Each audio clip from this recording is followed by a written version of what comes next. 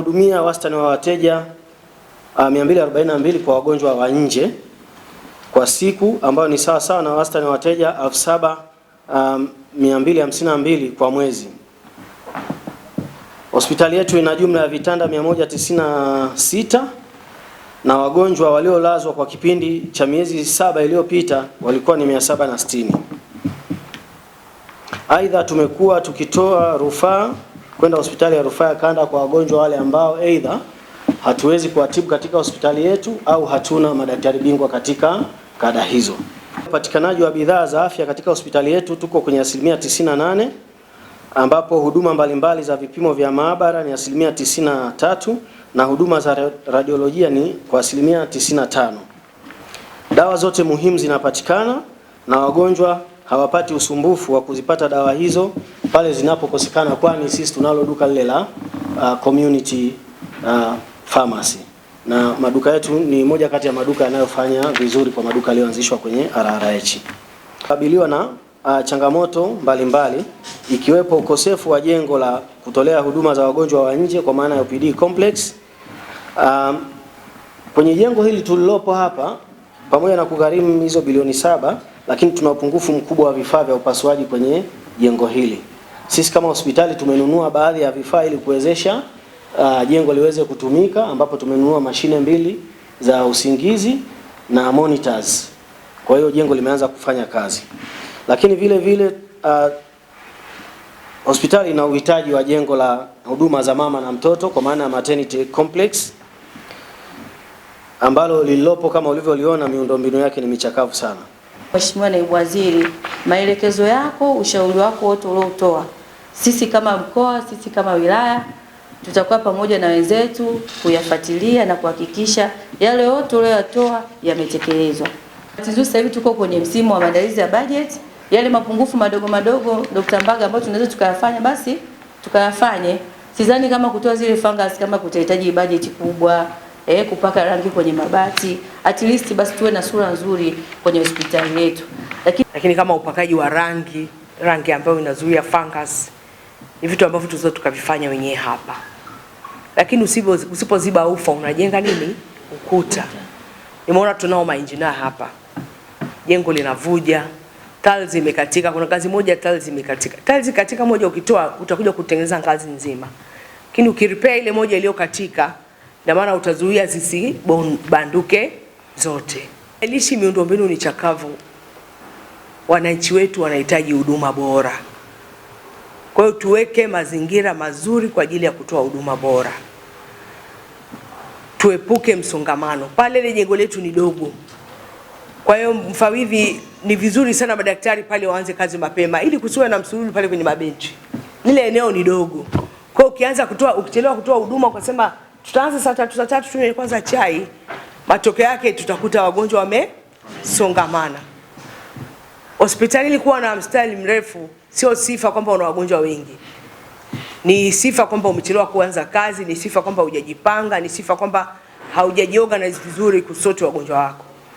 Kwani kila anayekuja kitibiwa kaondoka, utapata hasara gani? Hakuna hasara yoyote. Kwa hiyo mfawidhi pale kwa mama na mtoto eneo ni dogo, kwa hiyo madaktari pale waanze kazi mapema ili kuepusha ile misongamano. Mheshimiwa Rais Daktari Samia Suluhu Hassan amenunua vifaa vingi. Miaka yake 4 amefanya mabadiliko makubwa sana kwenye ununuzi wa vifaa. Tulikuwa na MRI 7 nchi nzima, lakini amenunua MRI 6. Kwa hiyo nchi nzima sasa tuna MRI 13. Ni mapinduzi makubwa. Tulikuwa na CT scan 13 nchi nzima. Lakini Mheshimiwa Rais amenunua CT scan 32 nchi nzima.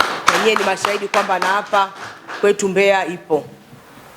Vile vile kwenye X-ray, digital X-ray amenunua zaidi ya digital X-ray 400, ultrasound zaidi ya 400.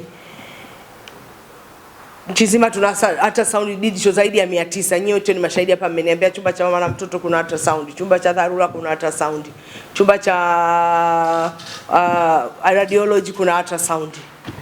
Yote bima kuna ultrasound. Yote ni kurahisisha uchunguzi wa Watanzania. Hatuna sababu ya kwenda kupanga foleni. Vifaa hivi tusipoviwekea utaratibu maalum wa kutengeneza havitadumu. na vitakapoharibika kwa mapema tutapata wapi vingine?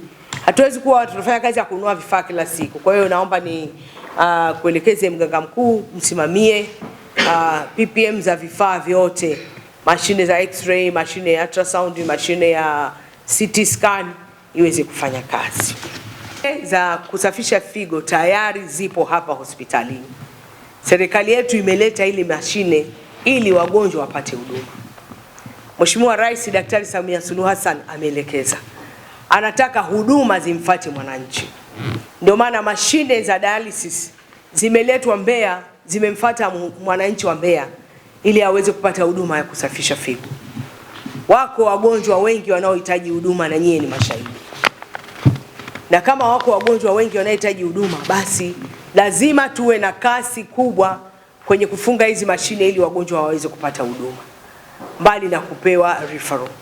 Kwanza tutakuwa tumewapunguzia wagonjwa hawa safari ya kwenda kutafuta huduma, lakini pili tutawapunguzia gharama. Kama mgonjwa na hapa Mbeya na akafanyiwa hapa Mbeya, hahitaji kusafiri, kwa hiyo hata ndugu zake watamwangalizia hapa akiwa anatokea nyumbani, kuliko kuingia gharama ya kwenda mbali. Kwa hiyo ni kuelekeze mganga mkuu, lakini na mganga mkuu wa mkoa naomba mlisimamie hili ili huduma zianze mapema. Hatuwezi kuweka mashine kwenye boksi, sio lengo la mashine kuja zikae kwenye boksi, hapana. Lengo lake ni zifike hospitali na zitoe huduma. Sisi tunashukuru kwa sababu huduma za afya ndio kila kitu. Tunapokuwa na afya njema ndio nasi tunapata nafasi sasa ya kuona juhudi zake. Kama tukiwa ni wagonjwa hatuwezi kusema kwamba kiongozi wetu anatupenda na kutujali. Lakini anapogusa afya zetu hapo anakuwa amegusa kitu kikubwa. Kwa sisi tunashukuru na tunamwombea afya njema huko aliko. Na tunatamani pia utufikishie shukrani zetu kwake. Maana si hatuwezi kumuona huko aliko bila kupitia wewe. Mimi tunashukuru.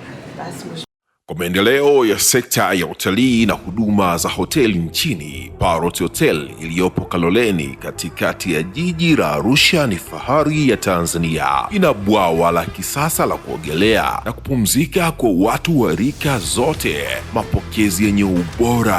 Hapa utapata kahawa safi na vinywaji baridi vya kila aina, lifti za kisasa za kupeleka kwenye floor 13 zenye vyumba zaidi ya 100, vyumba vya kulala vyenye mazingira salama na tulivu, vyenye joto la upendo na baridi ya starehe, kumbi za mikutano zenye vifaa vya kisasa, mazungumzo ya kitaifa na kimataifa, sehemu nadhifu ya chakula yenye kuleta hamu, vyakula vyenye viwango vya ubora wa afya. Baada ya uchovu wa kutwa nzima, kuna baa ya kipekee kwa jioni yako ya kukumbukwa. Karibu Parrot Hotel kuonja ladha mpya ya maisha.